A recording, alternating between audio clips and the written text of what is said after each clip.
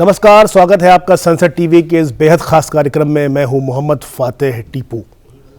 भारतीय सशस्त्र बल में पैदल सेना यानी इन्फेंट्री एक खास हिस्सा है जो जमीनी जंग में सबसे अहम भूमिका निभाती है। देश की सीमाओं की सुरक्षा से लेकर अलग अलग मोर्चों पर इस सेना ने अपना लोहा मनवाया है। आज़ादी के बाद से ही पैदल सेना के यश और गौरव की गाथा लाखों युवाओं को सेना में जाने के लिए प्रेरित करती है। इस सेना की शहादत और वीरता के इतिहास को याद करने के लिए 27 अक्टूबर को पैदल सेना दिवस यानी इन्फेंट्री डे मनाया जाता है। संसद टीवी के माध्यम से देखिए पैदल सेना का पूरा इतिहास। हमारी पैदल सेना हमारे देश की मजबूत पहरेदार,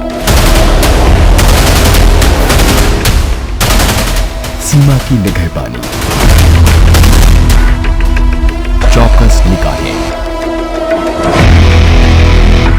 देश की आन बान और शान पर अपना सब कुछ न्यौछावर कर देने को तैयार, तत्पर हमारे देश की पैदल सेना। 27 अक्टूबर यानी पैदल सेना के बलिदान को याद करने का दिन। आपकी जानकारी के लिए भारत की पैदल सेना की शुमार देश की सबसे बड़ी पैदल सेनाओं में होती है। पैदल चलकर देश की तरफ नापाक नजरें रखने वाले दुश्मनों को नापाक जने चपवाने वाली सेना। आखिर हम 27 अक्टूबर को ही पैदल सेना दिवस क्यों मनाते हैं? ये जानने के लिए आपको चलना होगा भारत की आजादी के साल यानी 1947 में। अतीत की कुछ तस्वीरें हमारे देश की पैदल सेना के जज्बे, जोश और देश सबसे पहले की सोच के साथ कदम ताल करती हैं। याद कीजिए वो मुश्किल वक्त जब देश के सामने पड़ोसी पाकिस्तान की तरफ से संकट आया था।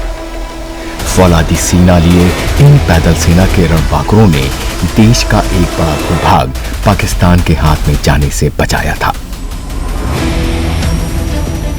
वो आजाद भारत की पहली ऐसी सैन्य कार्रवाई थी जिसमें बड़े पैमाने पर सेना का इस्तेमाल हुआ।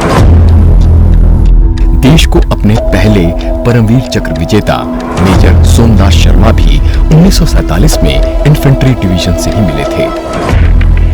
जब भारत आज़ाद हुआ और पाकिस्तान भी अलग हुआ 15 अगस्त 1947 में, तो जम्मू और कश्मीर जो स्टेट थी वो इंडिपेंडेंट रही और एक उसने स्टैंड स्टिल एग्रीमेंट भी साइन कर लिया था। मगर आपको पता है कि 22 अक्टूबर को पाकिस्तान के जो काफिले और लश्कर प्लस ये जो वॉलंटियर थे नॉर्थ वेस्ट फ्रंट प्रोविंस से और पाकिस्तान की आर्मी ने जम्मू और कश्मीर स्टेट पे हमला डाल दिया और उसके अंदर को काफ़ी तबाही मचाई। और ऐसे में महाराजा हरी सिंह के पास और कोई चॉइस नहीं थी। स्टेट ऑफ जो इंस्ट्रूमेंट साइन किया, जो बेसिकली एग्रीमेंट था एक्सेशन का, और वो 26 अक्टूबर को साइन हुआ। और उसके बाद भारत ने मन बनाया कि भारत की जो इन्फेंट्री बटालियन को भेजा जाए। तो उसके पास दो चॉइस थी, एक तो बाई हवाई जहाज़ भेजना और एक बाई जो लैंड रूट से, क्योंकि पाकिस्तान के जो लश्कर और कबीले बहुत नज़दीक आ गए थे श्रीनगर के। तो उस समय टाइम नहीं था कि हम रोड से जो इन्फेंट्री यूनिट को भेज पाते। इसलिए 26 अक्टूबर की रात को ये डिसीजन लिया गया कि सुबह 27 अक्टूबर को इन्फेंट्री की जो बटालियन है 16 रेजिमेंट उसको लैंड कराया गया श्रीनगर एयरफील्ड में। और उसके बाद उसने बहुत तगड़ी लड़ाई लड़ी और उसके बाद जो ये लश्कर आगे थे पाकिस्तान के जो कबीले थे उनको पीछे धकेला बारामूला तक। इसलिए 27 अक्टूबर को इन्फेंट्री डे मनाया जाता है। अक्टूबर 1947 का महीना था। देश को आजाद हुए कुछ महीने हुए थे। 3 देसी रियासतों ने भारत में विलय से इनकार कर दिया था। उनमें से एक रियासत जम्मू कश्मीर भी थी। उस समय वहां के शासक महाराजा हरि सिंह थे। मुसलमानों की बड़ी आबादी होने की वजह से कश्मीर पर जिन्ना की पहले से नजर थी। वहीं हरि सिंह के इनकार के बाद पाकिस्तान को बड़ा झटका लगा था। पाकिस्तान ने कश्मीर को जबरन हड़पने की योजना बनाई। अपनी इस योजना के हिस्से के तौर पर पाकिस्तान ने कबायली पठानों को कश्मीर में घुसपैठ के लिए तैयार किया। कबालियों की एक फौज ने 24 अक्टूबर 1947 को सुबह धावा बोल दिया। महाराजा हरि सिंह ने मुश्किल वक्त में भारत को याद किया और भारत में भी मदद करने में पैर पीछे नहीं खींचे। महाराजा हरि सिंह की तरफ से जम्मू कश्मीर के भारत में विलय के समझौते पर हस्ताक्षर होने के तुरंत बाद पैदल सेना के दस्ते को हवाई जहाज से दिल्ली से श्रीनगर भेजा गया। इन पैदल सैनिकों के जिम्मे पाकिस्तानी सेना के समर्थन से कश्मीर में घुसपैठ करने वाले आक्रमणकारी कबालियों से लड़ना और कश्मीर को उनसे मुक्त कराना था। स्वतंत्र भारत के इतिहास में आक्रमणकारियों के खिलाफ यह पहला सैन्य अभियान था। जब विभाजन हुआ तो पाकिस्तान की निगाह कश्मीर के ऊपर थी और सियासत के लिहाज से राजा हरि सिंह ने एक इंडिपेंडेंट स्टेट को सोचा कि बनाएंगे, लेकिन वो हो नहीं पाया और उन्होंने 26 अक्टूबर 1947 को लेटर ऑफ एक्सेशन साइन कर दी, क्योंकि पाकिस्तान काफ़ी दबाव में था कि वो कश्मीर को अपने साथ ले जाए। लेकिन एक डोगरा राजा और उसके साथ कुछ जो ट्रुप्स थे वो मिक्स थे, उनके एडवाइज़र कुछ अंग्रेज़ी अधिकारी थे और उनके डोगराज और मुस्लिम ट्रुप्स भी उनके नीचे थे। हमलावर कबालियों की संख्या करीब 5000 थी और उनको पाकिस्तान की सेना का पूरा समर्थन हासिल था। कबालियों ने एबटाबाद से कश्मीर घाटी पर हमला किया था। भारतीय पैदल सैनिकों ने आखिरकार कश्मीर को कबालियों के चंगुल से 27 अक्टूबर 1947 को मुक्त करा लिया। क्योंकि इस पूरे सैन्य अभियान में सिर्फ पैदल सेना का ही योगदान था, इसलिए 27 अक्टूबर को भारतीय थल सेना के पैदल सैनिकों की बहादुरी और साहस के दिन के तौर पर मनाने का फैसला लिया गया। कबायलियों ने एकदम अचानक 22 अक्टूबर को हमला कर दिया 1947 को, तो उनको 26 अक्टूबर को लेटर ऑफ एक्सेशन साइन करना पड़ा। तो उस हिसाब से 27 अक्टूबर को इन्फेंट्री डे जिसको मनाया जाता है, 27 अक्टूबर को पहली सिख रेजिमेंट जो है वो यहाँ से कुछ किलोमीटर दूर गुड़गांव जगह है, वहाँ से उठा के उसको कश्मीर में लैंड कर दिया गया हवाई जहाज़ से। कोई सड़क नहीं थी जाती, जितनी भी सड़कें जाती थी वो सिर्फ पाकिस्तान के साइड से मुजफ्फराबाद से कश्मीर को जाती थी, हमारी कोई रोड लिंक नहीं थी यहाँ से। और फर्स्ट सिख रेजिमेंट को यहाँ से उन्होंने एयरलिफ्ट किया और कश्मीर पे लैंड कर दिया। और वहाँ पे जब वो लैंड हुए तो उन्होंने देखा कि कबायली तो 2 किलोमीटर दूर पहुँच चुके थे, वो तकरीबन पूरा बारामूला जीत चुके थे। उड़ी के ऊपर उन्होंने सबसे पहले एक अपना फर्म बेस बनाया और उन्होंने रेप, आर्सन, लूटिंग, उन्होंने इतना वायलेंस क्रिएट किया और वही काम करते करते लूटपाट के अंदर वो इतनी तेज़ नहीं आ पाए, तब तक हमारी फर्स्ट सिख रेजिमेंट वहाँ पहुँच गई और उसी दिन को हम इन्फेंट्री डे मनाया जाता है। और वहाँ से उन्होंने फिर कबायलियों को वापस खदेड़ना शुरू किया और बारामूला जीता, उसके बाद उड़ी जीता और उड़ी के बाद एक पीरकंठी जगह है, वहाँ तक हमने उनको धकेल के लगा दिया जहाँ पे सीज फायर हुई। और आज वहाँ पे लाइन ऑफ कंट्रोल वहीं पे खड़ी है, क्योंकि वहाँ पे एक एग्रीमेंट हो गया 1972 सिमला एग्रीमेंट। 71 की लड़ाई के बाद फिर वहीं एक लाइन, उसको पहले तो सीज फायर लाइन बोलते थे, अभी उसको लाइन ऑफ कंट्रोल बोलते हैं। सो ये है इतिहास हमारा कि इन्फेंट्री डे हम मनाते हैं 27 अक्टूबर को। 1947 में पाकिस्तानी कबायलियों की कश्मीर पर कब्जे की कोशिश को भारतीय सैनिकों ने नाकाम कर दिया था। भारतीय सेना की कुमाऊं रेजिमेंट की 4थी बटालियन के company commander major Somnath Sharma ने दुश्मनों के छक्के छुड़ा दिए। 3 नवंबर 1947 को मेजर शर्मा वीर गति को प्राप्त हुए। सरकार ने उन्हें मरणोपरांत परमवीर चक्र से सम्मानित किया। 1947 की उस जंग में कुमाऊं रेजिमेंट की 4थी बटालियन भी शामिल थी। कुमाऊं रेजिमेंट भारतीय सेना की सबसे सम्मानित रेजिमेंट है। इसकी डी कंपनी का नेतृत्व करने वाले मेजर सोमनाथ शर्मा को श्रीनगर एयरपोर्ट को बचाने के लिए परमवीर चक्र से सम्मानित किया गया था। यानी मेजर शर्मा मरणोपरांत भारत के पहले परमवीर चक्र विजेता बने। पैदल सेना भारतीय थल सेना की रीढ़ की हड्डी के समान है। इसको क्वीन ऑफ द बैटल यानी युद्ध की रानी कहा जाता है। सच्चाई ये है कि जब फर्स्ट सिख रेजिमेंट को लैंड किया गया, सिचुएशन बहुत ख़राब थी। उस समय पाकिस्तान के जो कबीले और लश्कर ये आगे बढ़ते जा रहे थे, श्रीनगर की एयरफील्ड तक वो आ चुके थे और उसमें ऐसा लग रहा था कि अगर श्रीनगर की एयरफील्ड जो है वो भी ये लश्कर ने ले ली तो फिर बड़ा मुश्किल होगा। मगर जो फर्स्ट सिख रेजिमेंट जब आई उसके बाद तख्ता बदल गया, वो बहुत ज़बरदस्त लड़ी और इनको पीछे दे के ला। और उसके बाद जो थी जो लड़ाई बढ़ती गई और लड़ाई में फोर कुमाऊँ को भी जो एक प्रकार से दाखिल हुई। फोर कुमाऊँ के जो मेजर सोमनाथ थे वो बहुत ज़बरदस्त लड़े और पाकिस्तान के साथ लड़ते लड़ते वो शहीद हुए थे और उनको पहला परमवीर चक्र मिला था वहाँ। और फोर्थ जो कुमाऊँ की यूनिट है उसने बहुत अच्छा काम किया था, इसमें कोई शक नहीं कि किस प्रकार से ये जो उनके वेव्स आफ्टर वेव्स आ रही थी, जो कबीले आगे बढ़ रहे थे, वो जो कार्रवाई कर रहे थे वो भी महसूस करना चाहिए। उस समय वो लूट रहे थे, उस समय वो रेप कर रहे थे, उस समय वो ह्यूमन राइट वायलेशन कर रहे थे। उस समय जब भारत की फौज थी, जो फर्स्ट सिख रेजिमेंट और फिर फोर कुमाऊँ रेजिमेंट जो थी वो बहुत ज़बरदस्त लड़ी और इनको बहुत पीछे धकेल दिया। और ऐसे में मेजर सोमनाथ की जो कंपनी थी फोर कुमाऊँ की, उन्होंने बहुत अच्छा काम किया। पैदल सेना या इन्फेंट्री भारतीय सशस्त्र बलों का एक अहम अंग है। देश की सुरक्षा में पैदल सेना का अहम योगदान है।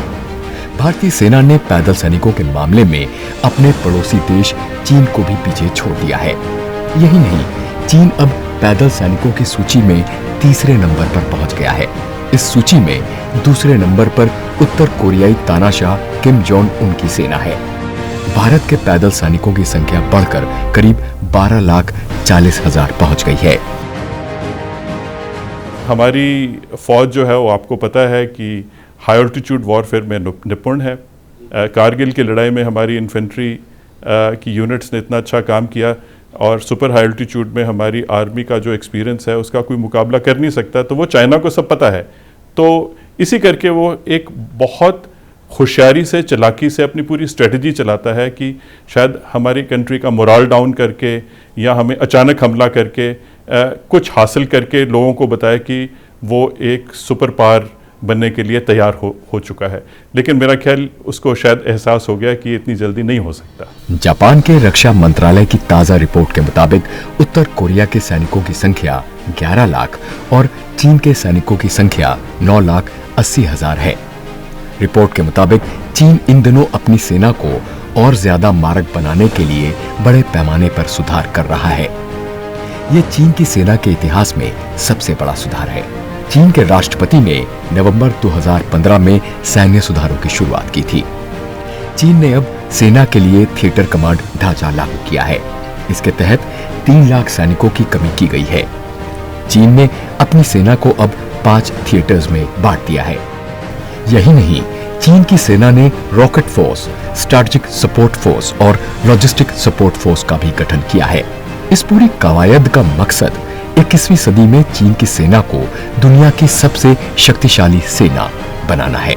जब हम चीन के साथ बात कर रहे हैं तो भारत की जो फौज है वो उसका मनोबल बहुत अच्छा है। और भारत की फौज का सबसे इम्पोर्टेंट चीज़ है कि भारत की फौज जो है हाई एल्टीट्यूड और बाकी रेरिफाइड इन्वायरमेंट में काम करने काबिल है। स्पेशली इन्फेंट्री साइचन ग्लेशियर में कितने सालों से किस प्रकार से ईस्ट आपके लद्दाख में है और अरुणाचल प्रदेश में है, सिक्किम के अंदर है, तो जितनी ऊंची ऊंची हाइट्स हैं वहाँ पर भारत की जो इन्फेंट्री है उसका एक प्रकार से एक्सपीरियंस है। बिरस्पत चीन ने कोई लड़ाई नहीं लड़ी 1979 के बाद, उन वियतनाम के साथ लड़ी थी, छोटा देश था, मुंह की खानी पड़ी थी। तो भारत की जो फौज है, स्पेशली भारत की इन्फेंट्री, उसका मनोबल बहुत तगड़ा है बिनस्पत चीन के या पाकिस्तान के। और चीन की बात करूं, देखो जब से हम ये लद्दाख का एक प्रकार से आई है चीन की 3 डिवीज़न लेके, भारत ने भी एक प्रकार मिरर इमेज डिप्लॉयमेंट कर ली है और भारत बहुत अच्छी तरीके से तैयार। सबसे इंपॉर्टेंट चीज़ इसमें जो हमने क्लास रेंज को पकड़ा है, क्लास रेंज को जो हमने पढ़ा है 28-29 अगस्त 2020 को, वो एक काबिल तारीफ़ है। जिस प्रकार से हमने सारा पलटा बदला और उसको पकड़ने वाली भारत की इन्फेंट्री थी भारत की इन्फेंट्री ने उसको पकड़ा जो क्लास रेंज के अंदर, और उससे क्या है मगर हिल, गुरुंग हिल, स्पांगुर गैप सारे हमारे कब्जे में हो गए, और आज हम डोमिनेट कर रहे थे चशुल माउल्दो बॉल को और स्पांगुर गैप। इसमें कोई शक नहीं, भारत की जो इन्फेंट्री है वो एक बहुत बड़ी मॉडर्नाइज है और एक प्रकार से वो कटिंग एज है इंडियन आर्मी की। थिएटर कमांड का मकसद भविष्य की सुरक्षा चुनौतियों से निपटने के लिए तीनों सेनाओं को एक छत के नीचे लाना है। थिएटर कमांड चीन और पाकिस्तान से आने वाले खतरों से निपटने में अहम रोल अदा करेगा। आसान शब्दों में बात करें तो ये एक संगठित कमांड है जिसके तहत थल सेना, नौसेना और वायुसेना मिलकर काम करेंगी। दुश्मनों को करारा जवाब देने के लिए भारत भी अपनी तीनों सेनाओं को एकीकृत कर थिएटर कमांड बनाने की दिशा में तेजी से काम कर रहा है। थिएटर कमांड्स का सबसे सही उपयोग युद्ध के दौरान तब होता है जब बात तीनों सेनाओं के बीच समन्वय की होती है। युद्ध के मौके पर तीनों सेनाओं के बीच तालमेल बनाए रखने के लिए ये कमांड बेहद उपयोगी होती है। यहां से बनी रणनीति के मुताबिक दुश्मन पर अचूक वार करना आसान हो जाता है। यही कारण है कि सेना, वायुसेना और नौसेना को एक साथ लाकर इंटीग्रेटेड थिएटर कमांड बनाने की बात हो रही है। देश की भौगोलिक और रणनीतिक क्षेत्र को देखते हुए देश की तीनों सेनाओं और अन्य सैन्य बलों को एक साथ लाया जाता है। इस कमांड का एक ही ऑपरेशनल कमांडर होता है। भौगोलिक क्षेत्रों का चयन इसलिए किया जाता है ताकि समान भूगोल वाले युद्ध क्षेत्र को आसानी से हैंडल किया जा सके, जैसे हिमालय के पहाड़, राजस्थान के रेगिस्तान, गुजरात का कच्छ वगैरह। थिएटर कमांड से यह सुनिश्चित हो जाता है कि तीनों सेनाओं के बीच समन्वय बना हुआ है और ये एक साथ काम करने को तैयार है। इस तरह से कमांड बनाने से खर्च कम होता है और बचत होती है।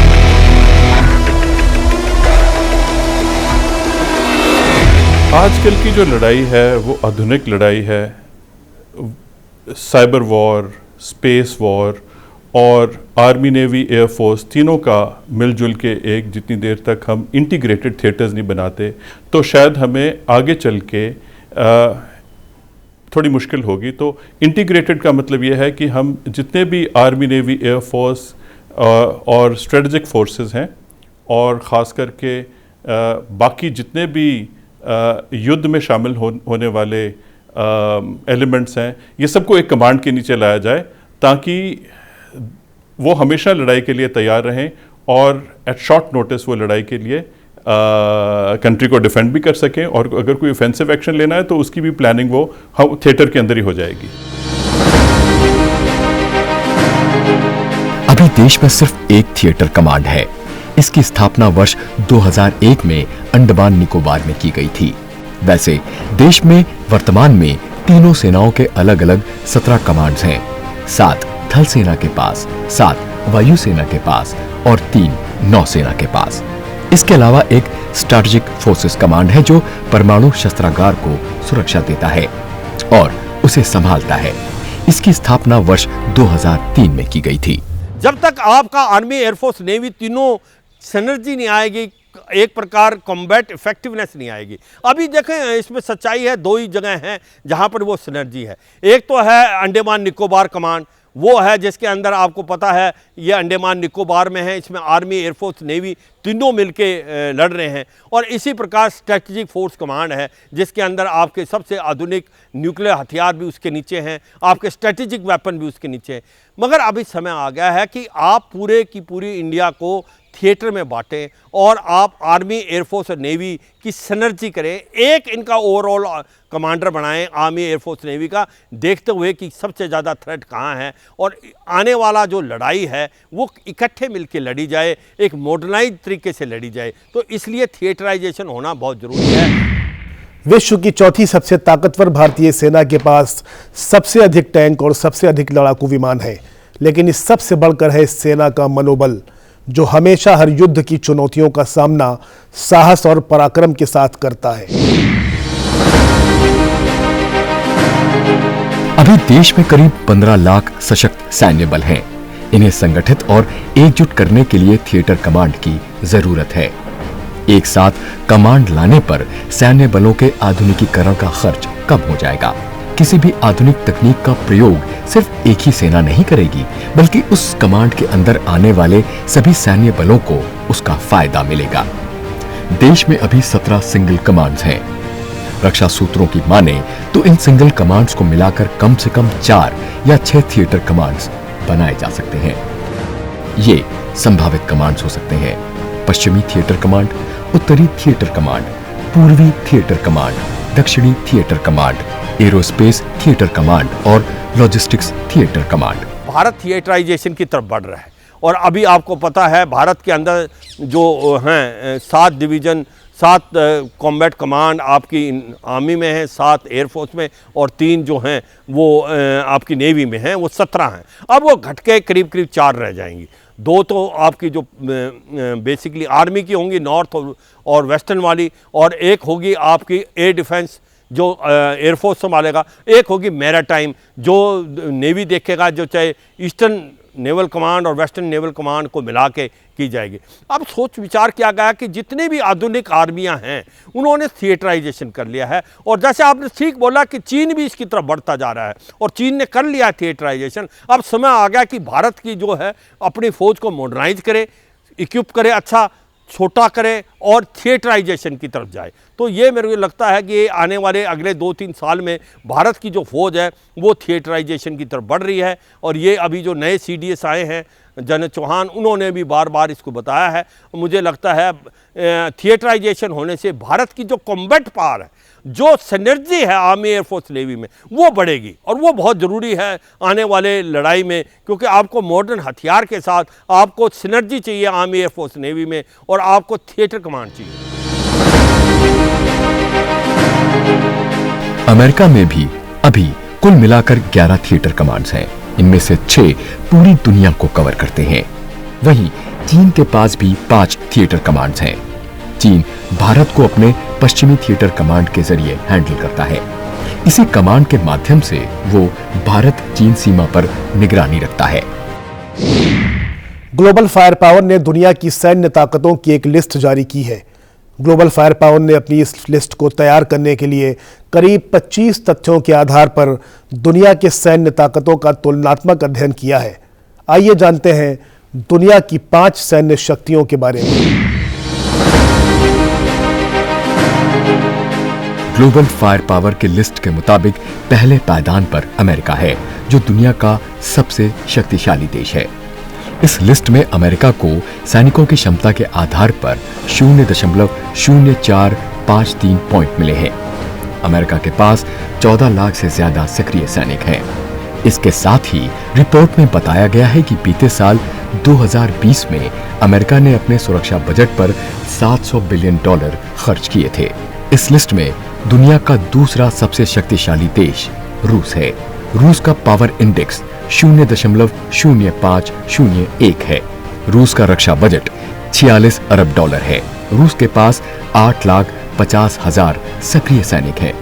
इसके अलावा रूस के पास 772 लड़ाकू विमानों के साथ 4100 से अधिक विमान है। ग्लोबल फायर पावर लिस्ट में चीन 0.0511 पावर इंडेक्स के साथ दुनिया का तीसरा शक्तिशाली देश है। चीन का रक्षा बजट लगभग $209 अरब है। चीन के पास 20 लाख से ज्यादा सक्रिय सैनिक हैं।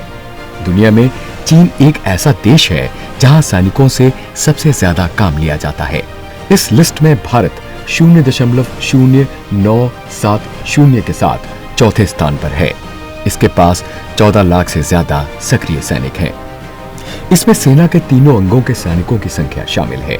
हालांकि चीन पावर इंडेक्स में भारत से भले ही आगे हो, लेकिन कई ऐसे मोर्चे हैं जहां भारत ने चीन को पीछे छोड़ दिया है। आपको जानकर गर्व होगा कि भारत के पास दुनिया की दूसरी सबसे बड़ी पैरामिलिट्री है। भारत का वर्तमान रक्षा बजट करीब 5.25 लाख करोड़ का है। इस लिस्ट में जापान का पावर इंडेक्स 0.1195 है और इसी के साथ जापान 5वें पायदान पर है। जापान की सेना में 2 लाख से ज्यादा सैनिक हैं। जापान एक शांतिप्रिय देश है। इसके संविधान के अनुसार किसी भी वैश्विक मामले को सुलझाने में शांति और बातचीत सबसे अच्छा विकल्प है।